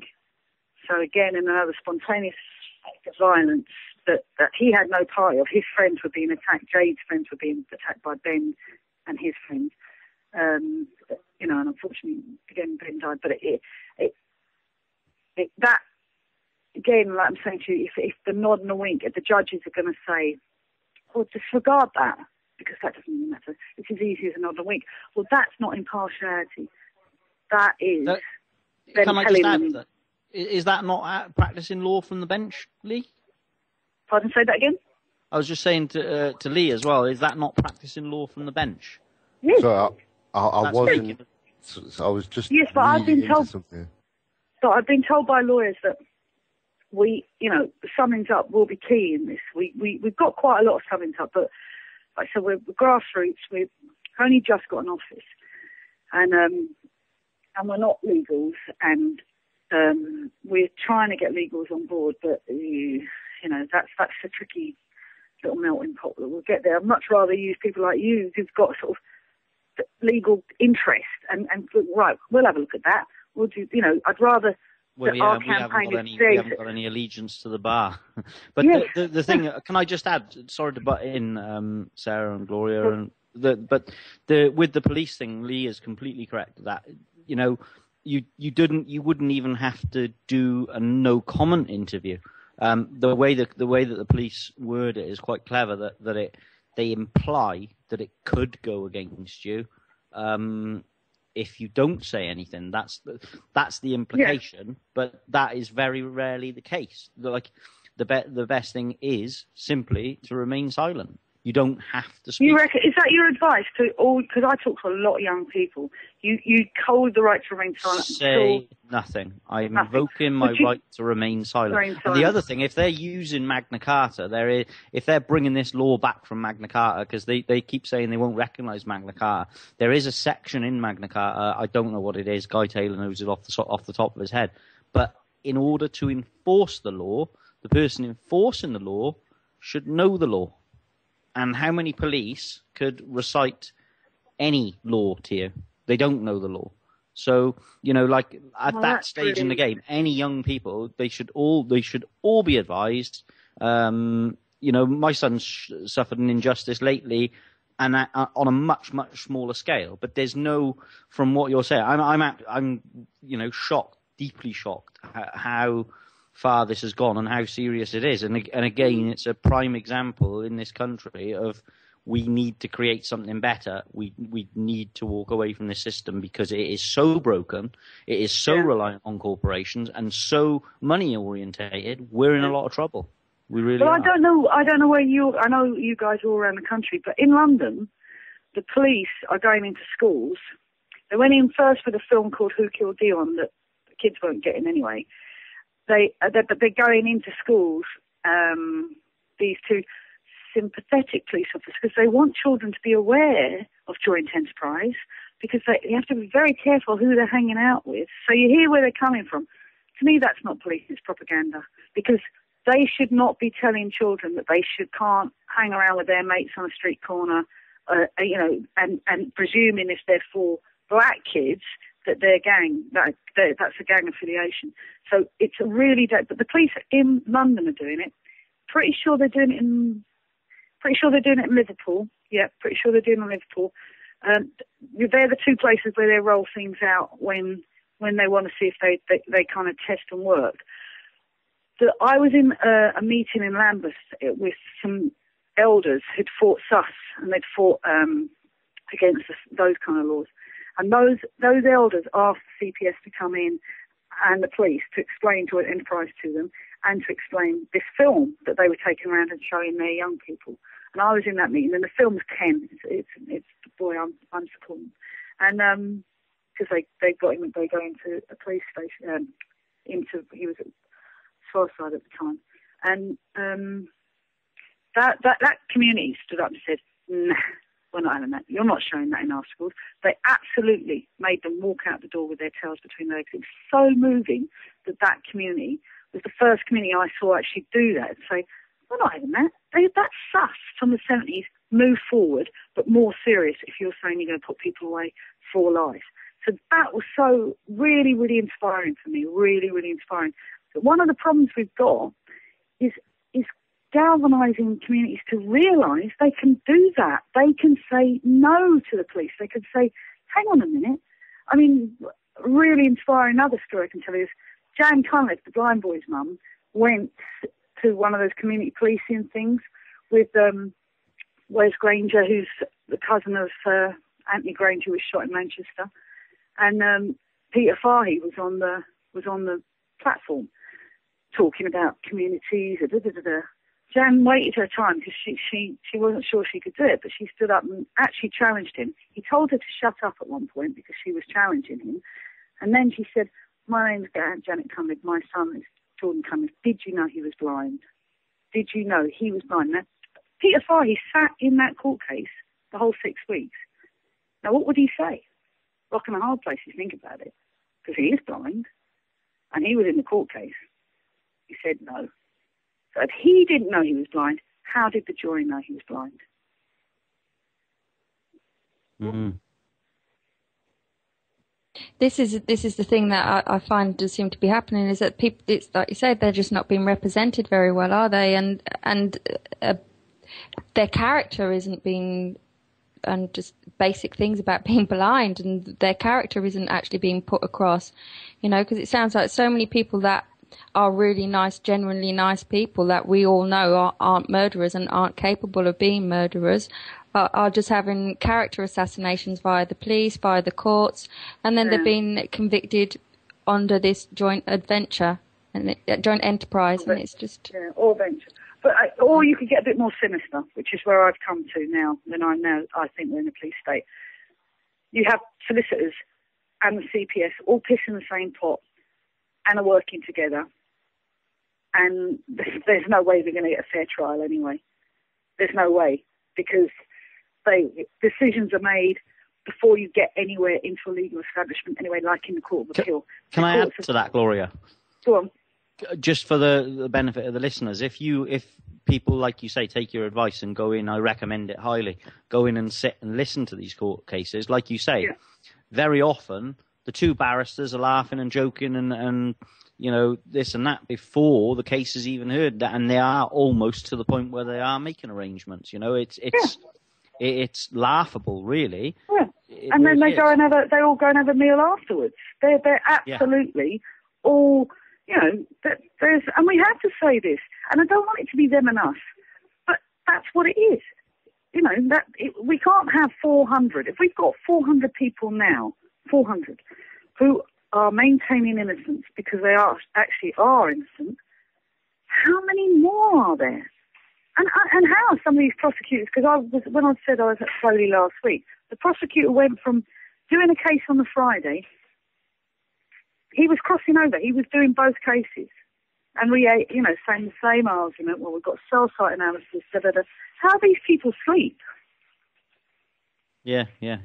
It's the last time I went there was all of the barristers were very much the same, and there was one guy who'd come out after winning his case, and the last time I saw a look on somebody's face like that was when I was racing, and he was absolutely over the moon that he'd won his case, but I couldn't find him afterwards to try and instruct him on Matthew's behalf. But the look on his face, like, he didn't give a shit about the Law Society, and he didn't give a shit about wanting to be a judge. He was just elated that he'd won and beaten, the case, and that's what we need. We need the people like, back again that are passionate about winning their case, because like you say now, it's just collusion. And I agree with that, because what I would also say is, like, when everyone wants the Mike Mansfields, everyone wants the Ed Fitzgeralds, and I say, well, no, there will be great young, barristers that want to go for it, or lawyers that want, young people that have gone in for the right reason. They've gone in, and I go around and talk to law students a lot, and places like, I tell you, I was very disappointed at Cambridge. They just didn't get it. You know what I mean? Whereas you go to places like Kent University, Canterbury University, and London, some of the London universities, they get it. They get it like you're getting it and going, that ain't right. That's the bottom line. That ain't right. We should never, ever send anyone to prison for something they haven't done. No actus rea, no mens rea. End of. That's it. That ain't right. And that's how I fight it. Just keep it. Students, because I met Paddy Hill really early on in the campaign. He said it wasn't the whole legal system and the fight and the thing afterwards. He said it was the people. It was the people. You get the people behind you. You get students behind you. You get people just saying that ain't right. Then that's how you'll get change. And that's what we're going for. We're not going to go for something. Well, we are trying to do the legal argument as well and get cases back to the Court of Appeal and into Europe, because Europe will rule in favour, definitely. Europe will rule in favour. They don't like laws like this that have got no edges, things that are this woolly. And like we're all saying now, is it going back to the Magna Carta? Is there something in the Magna Carta that's possibly there? Because Jan Cunliffe has always thought it could be. Lee wanted to ask something. Go on, Lee.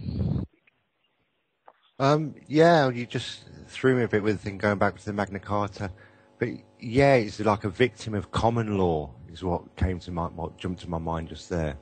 But yeah, just going back again to the lawyers, solicitors and barristers and the talk there. And just a thing for you to remember, and it's very, very, very important because they all fall under this category, is they're, like Dave mentioned before, they've all taken an oath of allegiance to the bar. Now the courts are the bar, and when they're in a courtroom, their first allegiance is they can't bring the court in any way into disarray. Right, so they can't say anything, even if it will save the client, even if it will save the thing. So his first obligation is to the court. His next obligation is to the bar society. He can't say or do anything that will bring the bar society into disarray. Right, so he can't embarrass the bar society by saying something out of turn, bringing a bit of evidence or saying something. He can't do that. Right. The third thing, supposedly, is your client, his client. You know, that's who's falls third, supposedly. But arguably, if he could say or do something that would embarrass his father or his mother or his children or his wife, would he fail to do that? I think he would. So I think his third obligation is to his family. All right, so your client, as the client, you're somewhere in his list of fourth obligations, maybe fifth behind his commercial interests. Right. All right, now that's not made clear to anybody when they take a solicitor, lawyer's advice. That's not made clear to anybody. All right, that is the truth of the matter. All right, but standing on your own to represent yourself, you can say anything. It doesn't matter because you're not inside their rule group. You've not got a job or a living or 5 years of education that you're scared to lose at the drop of a hat by spitting out the wrong words at the wrong time. It's also a great argument, Lee, just to add to that, and I will shut up then. But that's a great carry on, man. I was just argument to open a case back up, is that you weren't made aware by your lawyer that they had a superseding oath to the Law Society. So therefore a conflict of interest. And the parents or mothers or anybody could bring those cases against those individual lawyers and solicitors financially. Could you do it grouply as a civil action? Yes, definitely. I would say so. I'm just like, I'm learning from these lot, me, Gloria. They're teaching me, but I would say so. I'll tell you a nice story, then I'll cheer you up. That we had I got a phone call a couple of Saturdays ago, quite a while back, about 3 months ago, from this mum. I'd done a talk at the House of Commons, and she said, oh, God, she's talking to me about joint enterprise, because her son was being made to take the Section 18. He'd already pleaded violent disorder, and his barrister said you have to plead guilty to the Section 18, which is GBH with intent, which is 10 years. I mean, it's 10 years. So, and he hadn't done even the violent disorder, that he was attacked. It was a group thing coming out of a nightclub. And she, because of this talk, she phoned me up and said, what do I do? Because he's saying he wants to recruit himself from the case because he's professionally going to be embarrassed, okay? And I went, yeah, get rid of him. And then we got, luckily, a lawyer that we'd just actually met a couple of days before, phoned him up and said, what do you reckon? He went, yeah, we'll take it on. He sent the lawyer down. This is David Birkenwells. He sent this lawyer down called Suzanne King. she took it on, but this barrister was standing in front of the judge and said, I can't represent my client because he won't take take my advice, which was to plead guilty to something he didn't do. So she got down there. Suzanne then looked at the video. It was all done, based on video footage. Realised that actually the police had changed the sequencing. That the police had put the victim's footage at the end when he gets a baseball bat out and goes to attack these people at the end. So he's done that in self-defense. But actually, if you look at the timeline, you put it at the beginning, he's the attacker. They all get acquitted. That was that was our first actually success, because now but these lawyers, these barristers that all made them plead to violent disorder anyway. All of them, all 9 pleaded to violent disorder because their lawyers told them to do it. That's what the scary thing is. The lawyers. Perhaps they're on a cut out of it. Sorry? Perhaps they receive a reward in cash. Yeah, that's only my opinion. Perhaps the lawyers are actually getting paid a vast amount of salary every year, and maybe under joint enterprise, joint enterprise is a cash cow for lawyers, absolute cash cow. If you've got 8 guys in the dock, you've got 8 legal firms earning a lot of money. Whereas the police actually charge the 1 or 2, or the people who are guilty. So the lawyers aren't going to stand up and say this is wrong because it's too much money for them. I've been saying that from day dot. Do you know, Gloria, there might be a cloud in there might be a silver lining, because the government are now starting to attack the legal system, aren't they? They're starting to withdraw legal aid and such like. So maybe in turn the lawyers will bite back. You just don't know. But I'm shocked. I am in shock about this.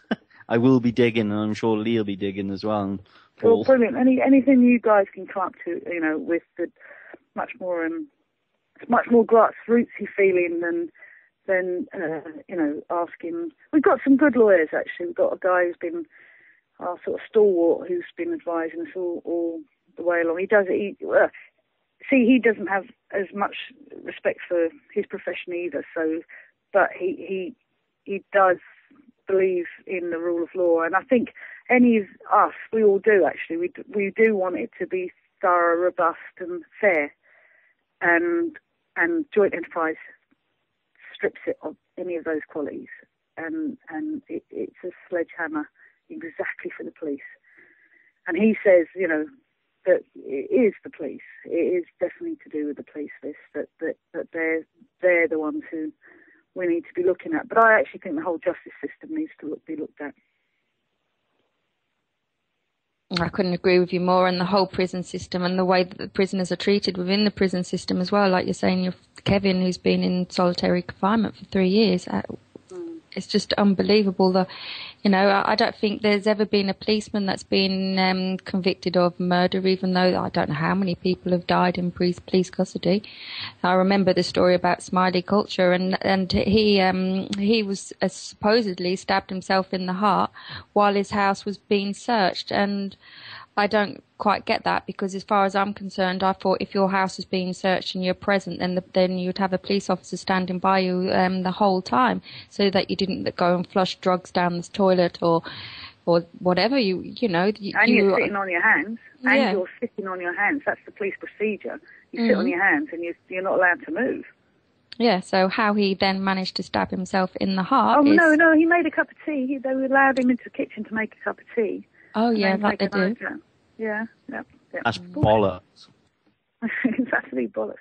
And, that they actually think they can stand by those kind of stories, like the Mark Duggan murder by the police, the Anthony Granger murder by the police, and still no one's held accountable to that. Still no one's, moved forward. Anthony Granger was assassinated by the police, not murdered. Yeah. Yeah. And Mark Duggan that was what instigated the riots, because he got shot in a taxi or something. I can't remember exactly the ins and outs, but he was actually unarmed, if I remember correctly. And his family were outside Tottenham police station, asking what's happened to our son, what's happened to our brother, please let us know. And they was refusing to give them any information whatsoever. And then they beat up a young 16-year-old girl outside the prison, outside the police station. The police did.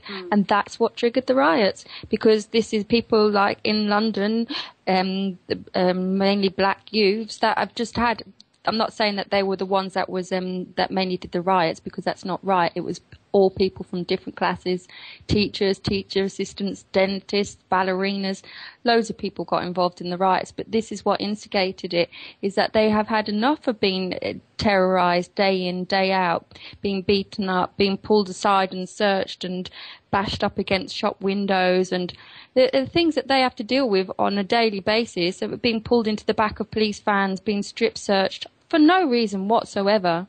You know, and people wonder why there's riots and wonder why there's so many kids and people that don't want to be part of this system, that have had enough of this system, that are angry and have lost all faith and trust in the system. I haven't got any faith and trust in the system, and I haven't been through half of the things that I know that other people have. You know, there's so many bullies within the police force. And well, there's a case as well from the riots. His name is Wayne Collins, and he was...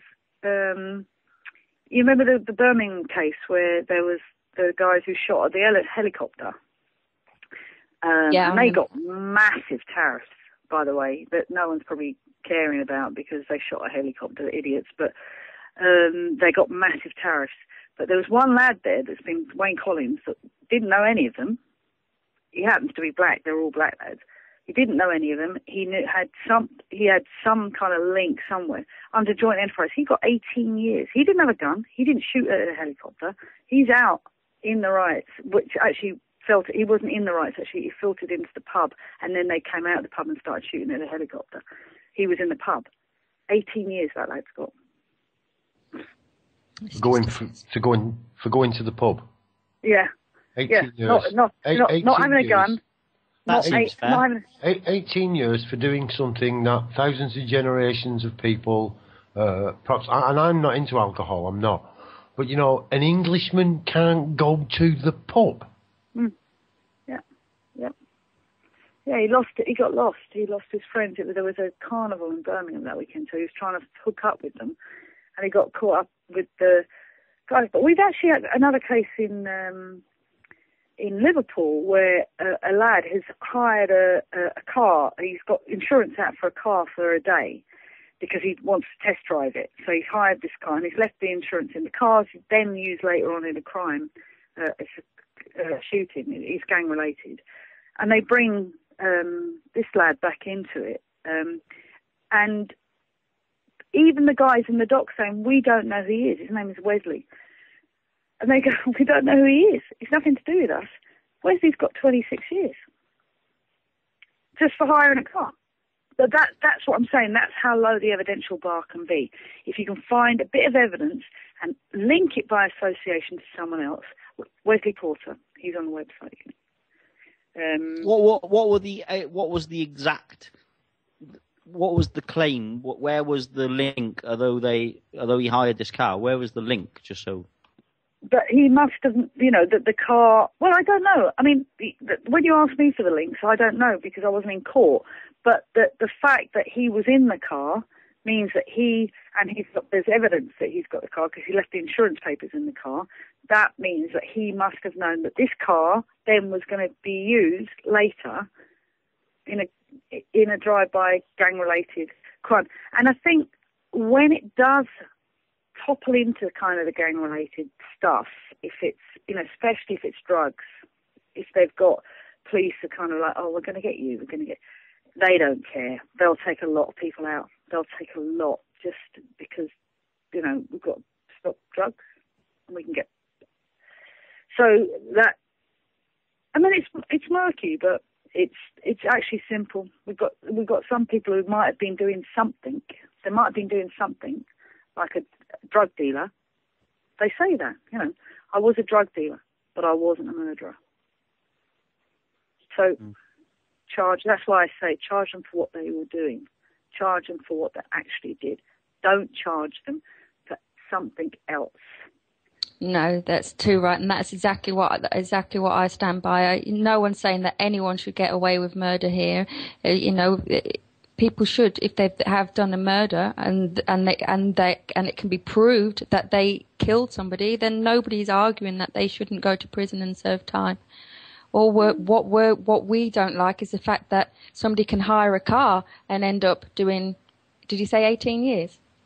Yeah, for hiring a car. 19, I think, yeah. 19 years. This is where we're saying the law, this act or whatever it is wrong, and what needs to be highlighted. It's just unbelievable, really. No, but Philippa, I said as well. I mean, if we've got if we've got more murderers in this country than the entire rest of Europe, which is true. I told you we've got 3%, so I can't do the maths. We've got nearly 20. It's 19.6% of people who are lifers. What's going on in this Englishman's castle that you just mentioned that you go at, Dan? Are we all killing each other? I mean, is there something really, really strange going on in Great Britain that we're breeding murderers and people who want to kill each other? The best justice system in the world? Flip it on its head. Not if you look at the crime rates, it's not. No. But we've got 3 minutes left of the show, so I don't know if you want to finish up by saying anything at all, Gloria? No, I didn't know what to expect, guys. Dark City, I really didn't expect, but I've enjoyed it. I've done the Today programme a couple of times, by the way, and I've enjoyed this one much more because you're all so interesting and nice. And the last time I did the Today programme, it was a bit of a nightmare because they put, when you mentioned Mama a little bit earlier, they put me against Lorraine Fraser, who is a very, very grieving mother who they shouldn't trial her out every time because she's never got over the death of her son. And, it's that vengeance is mine, saith the Lord kind of attitude, and that doesn't help justice for anybody. So I've really appreciated taking talk. I really hope you guys get on board and help us, and you with your great legal minds that isn't part of the bar will be brilliant. And thank you very much, Sarah, for contacting me. And JENGbA. It's my pleasure, and you're always welcome back on. And just to recap, because you wanted to mention your petition, just recap on that for us, if that's okay, please. And also, I'd like to ask you to send me any links, and so that I can put all the links onto the Dark City Radio group page if anyone wants to further look into this. Your website's already on there. Okay, then you've got that. But the petition's on there. Please go on and sign. Please make a comment, because sometimes we feel like we're not in a vacuum because we're very close now, the campaigners. We're close friends as well. But it's just nice to know that people are actually hearing what we're saying and it's important. And we're not gang members, loved ones. We're actually people who believe in justice, and that's why we will win, because the moral compass has gone with joint enterprise. It's gone. Yeah, and we as a people cannot stand by and watch this happen. We as a people need to stand up and say that we're no longer going to stand for this. We're no longer going to stand to risk being locked up for 30 odd years for nothing, for doing absolutely even 1 year nothing. Is too much. 1 year is too much if you're innocent. 1 year, 2. That mum told me the other day that 13-year-old, he's got 9 years. And I went, God, that's not that bad. And that's awful. That's how hardened I've become. Oh, that's not bad. He's 13 years old and he's got 9 years in prison for nothing. That is that bad. Okay, that's it. Now, thank you very much, everyone, for listening. Thank you. Bye-bye. Good night. Thank you to Gloria and everyone else for joining into the show. It's been really good and interesting eye-opener of a show for all of us here, and to actually see the extent of this joint enterprise. It needs stopping, and it needs stopping now, so let's all work together and get this done. Thank you, everyone. Bye. You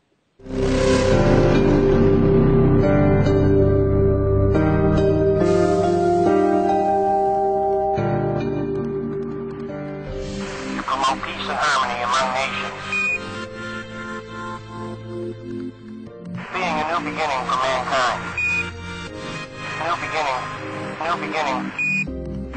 Finally, after all these years, what I have been telling the public about the healing abilities of these oils has all been proven to be true.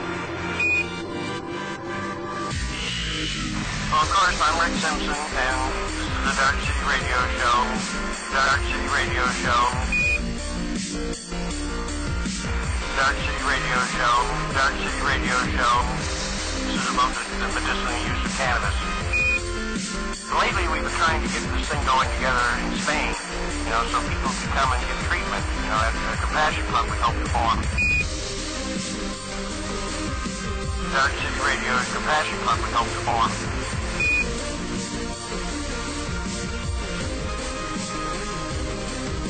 I had the pleasure of coming into contact with Paul Hayden and all the other great people he is working with at Dark City Radio. Compassion Club Week, to utilize this magnificent plant in every conceivable way. It will do much to promote peace and harmony among nations. Peace and harmony among nations. Being a new beginning for mankind. So I hope you will support our plan to build a better way of life that will give both mankind and this earth as we know it a future.